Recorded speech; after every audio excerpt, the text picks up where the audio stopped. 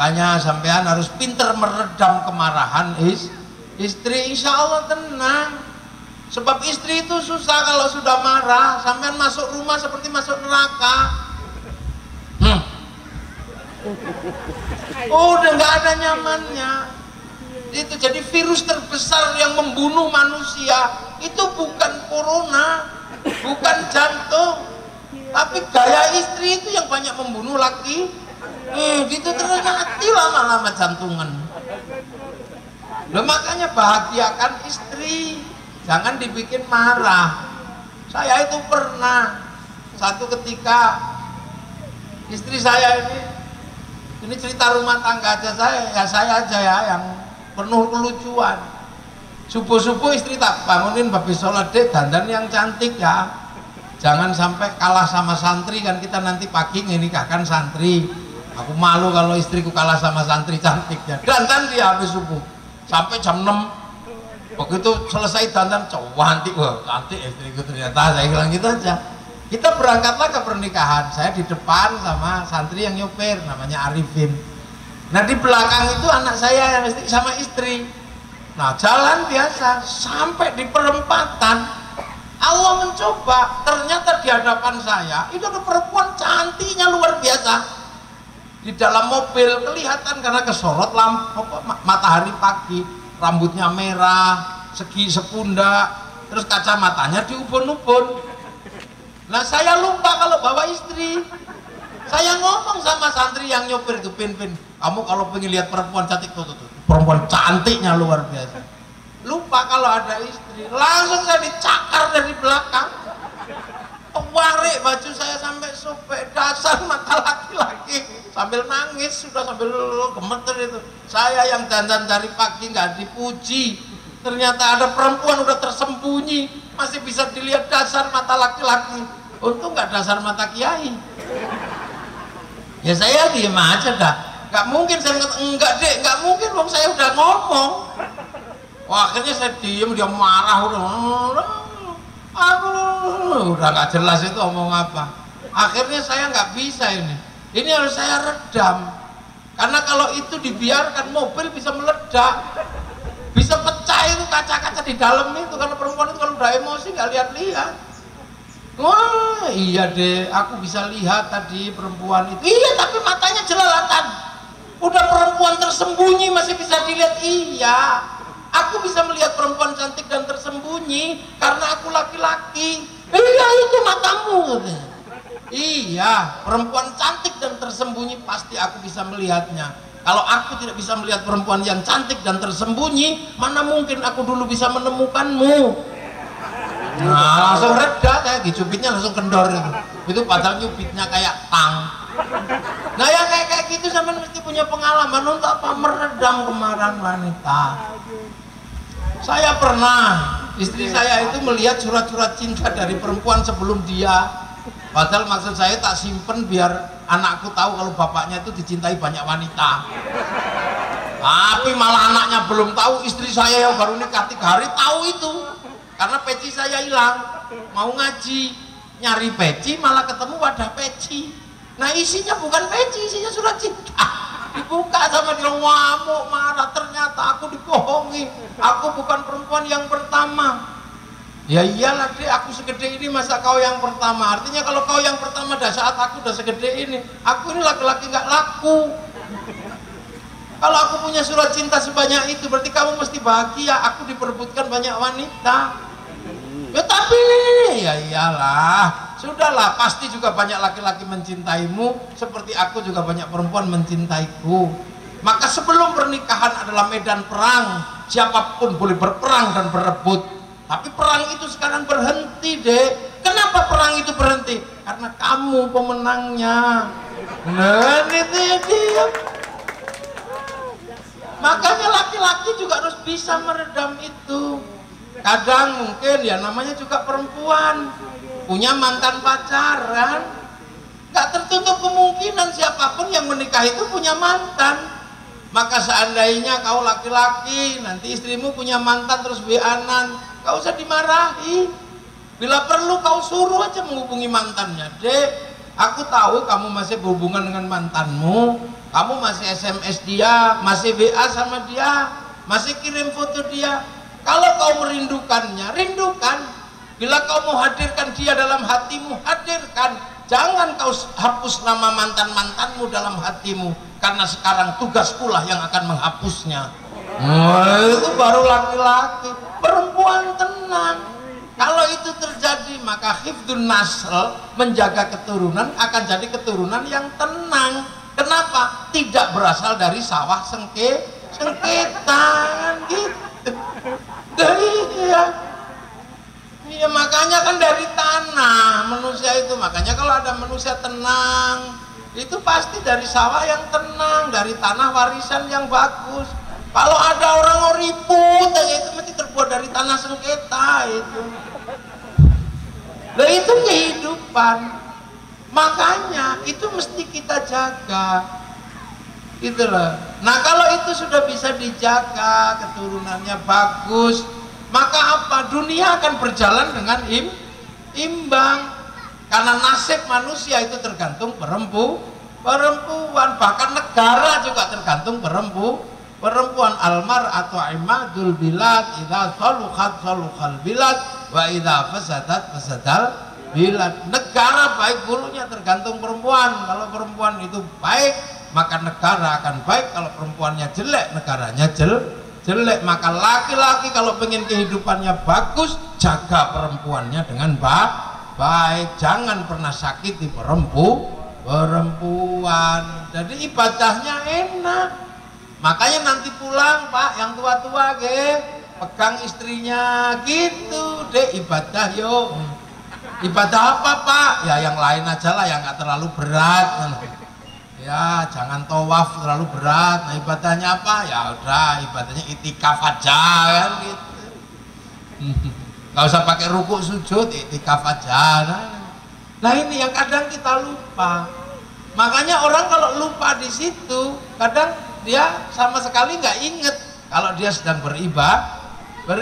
Dan manten tua sama manten muda sama pahalanya, nggak ada yang dikurangi.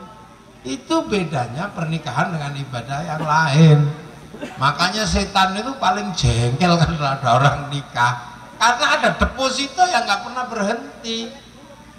Kan sholat kan 10 menit, nah kalau nikah tahunan, jiwet pahala, dudil itu irungi pahala. Pak kok gigi muda ompong, iya itu ibadah. Ibadah semua. Nah itulah. Nah, makanya kita ini semua bernilai ibadah. Termasuk mendatangkan tamu untuk menikahkan anak itu juga ibadah. Makanya orang kalau sedang beribadah, kita bikin situasi lebih bernilai ibadah. Makanya kalau ada orang pernikahan bawakan sumbangan, itu sedang memberikan bisyarah untuk orang yang beribadah.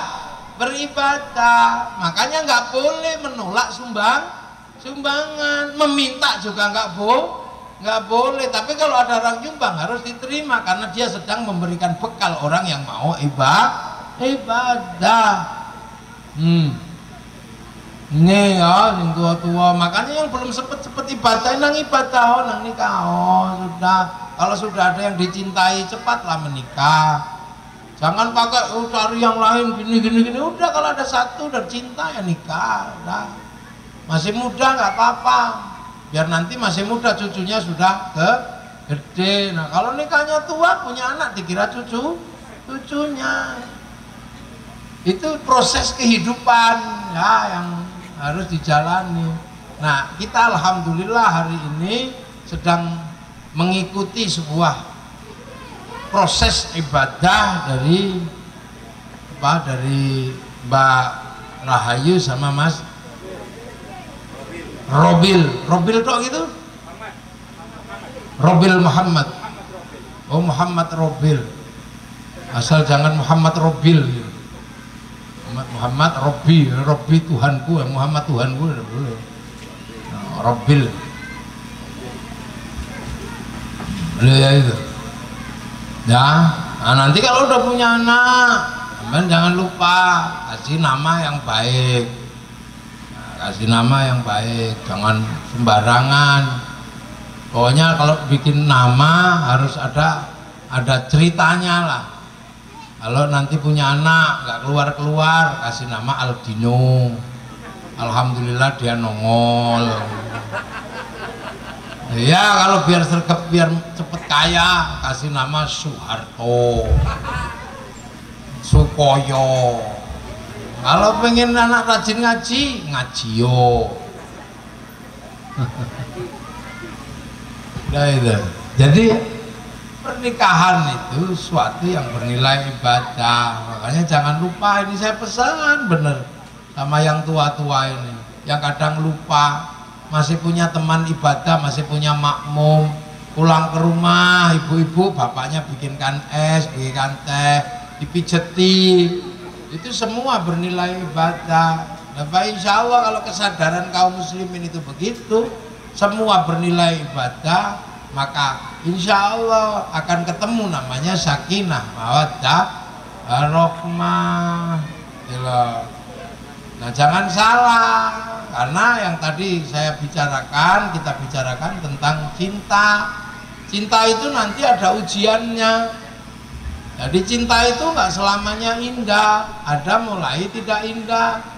Nah kapan itu tidak indah? Ketika cinta mulai diuji. Yang cantik berubah jadi jelek, yang giginya banyak berkurang, yang tadinya kurus tiba-tiba gendut gitu.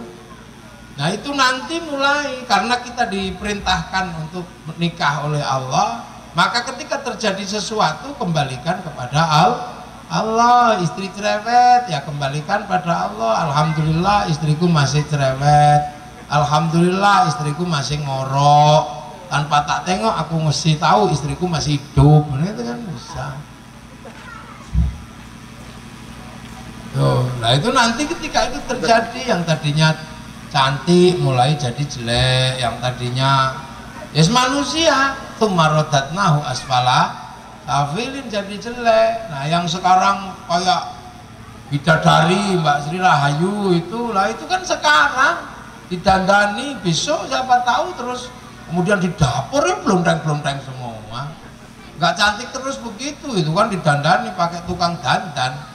Kalau dandan sendiri ya belum tentu ya, apalagi kalau sudah masak terus bersihkan panci terus blondeng-blondeng gitu.